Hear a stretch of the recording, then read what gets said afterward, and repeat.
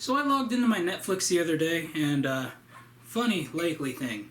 It says right on top, as of September 6th, we're upping our price to $9.99 a month. So aside from all that, Hulu no longer provides free streaming, and we're all this close to just going back to YouTube looking for movies. Part 1, Part 2, Part 3.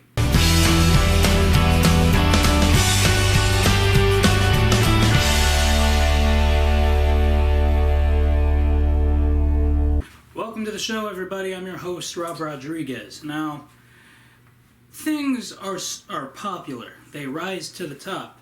Every popular YouTuber has been the number one YouTuber at one point. Now, things, on the other hand, people talk about them. They're viral. They're on the Twitter trending bar, as I like to call it, because I know it's called something else. It's called What's Trending or something like that. But eventually, my question is, are things relevant after 24 hours? I mean, come on, we all know darn well that people get bored, they lose interest, they hate Mondays. Yeah, I just had to do that. Let's say a long-running sitcom is in its final season. Everybody's upset about it. Everybody feels a certain way about it. Everybody, in fact, knows where they were when they heard the announcement that the show was getting canceled. But after the aftermath, didn't mean to use the word after twice, actually. After the aftermath of the show ending, you're eventually like, I bought all the merch and I bought the complete series. But seriously, now that I have the complete series, am I literally going to watch all of these? I mean, this is something you take for granted, ladies and gentlemen. Everywhere you look. Well, yeah, whatever that was, people eventually say, who cares? I mean, they were a lot of, 50%, maybe 98% of people were already like that to begin with. But there are some super fans of things. Fans of the crispy M&Ms. Those fans up here.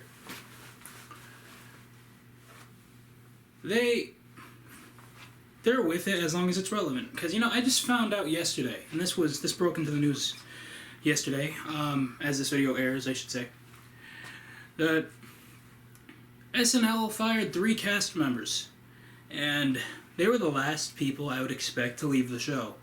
Because, they were really good. I mean, 6 years is a really good run, but, Taran Killam, he had 7-year contract, but he was let go. Was I just holding up 6 fingers and talking about 7? 7-year contract. And they let him go early for some weird reason. So, this would have been his last season. Sure, we would have been sad to see him go. But, hey, he had a decent run. He was on since 2010. That's the start of this decade. I'm sorry, what did he do? And Pharoah, he played Barack Obama. That was probably one of the better Barack Obama impersonators, aside from Jordan Peele, who actually got compliments from the authentic Barack.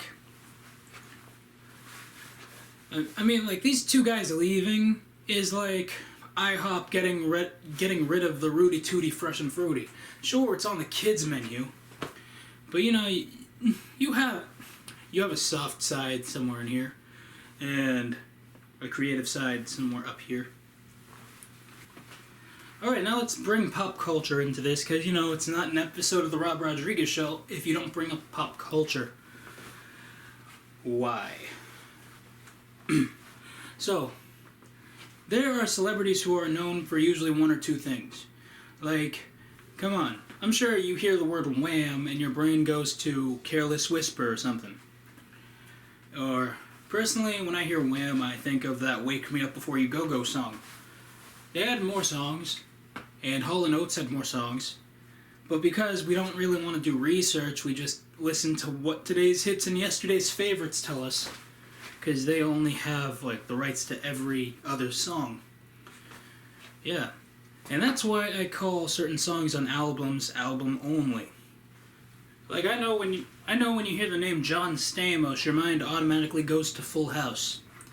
When you hear the name Josh Peck, your mind automatically goes to Nickelodeon and Drake and Josh. When you hear Amanda Bynes, your mind goes to the Nut House. Same goes for Lindsay Lohan. But you know, I checked out her Instagram recently, and she's kind of doing better, it looks like. I mean, she's in the news all the time. So, something's going on, but you can't always believe what the tablets tell you. Tablets. You can't always believe what the tabloids tell you. So that being said, I'm gonna need a minute.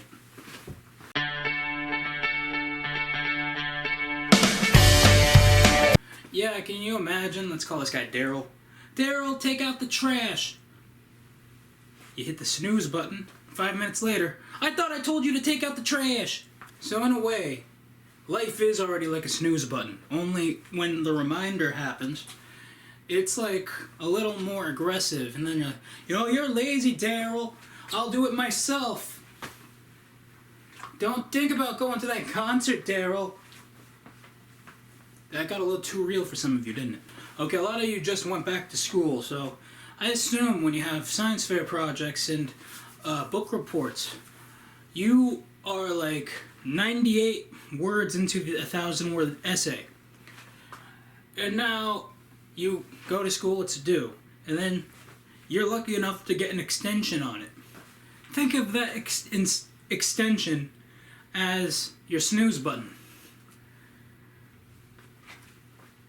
A couple days later, still not done? Yeah, who cares about Albert Einstein anyway? The world cares about Albert Einstein, genius. It's time for that weekly list known as the possibility list. It's kind of like when you confuse the Weird Al version of a song with the original. Let's see. So bye bye Miss American Pie. Maybe Vader someday later, now he's just a small fry. Wait a second.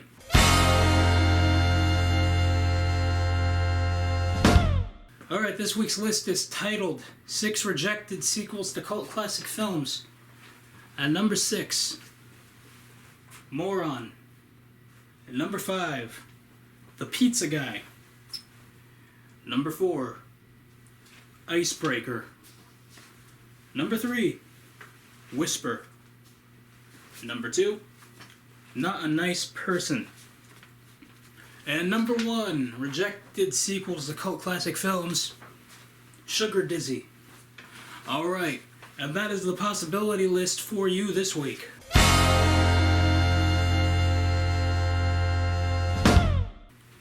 Just another quick reminder, August wraps up season 2, and all September long we're going to commemorate 2 years in retrospective. So personally, I'm not going to physically be presenting the show in September. Only 2 or 3 episodes I would present physically in front of a camera with new stuff. Well, let's enjoy. This is the 3rd to last episode of the season, so we got 2 more to go. Well, that is the show for you. You know to follow me on social media. Yeah, that's about it. Okay, so see you next time.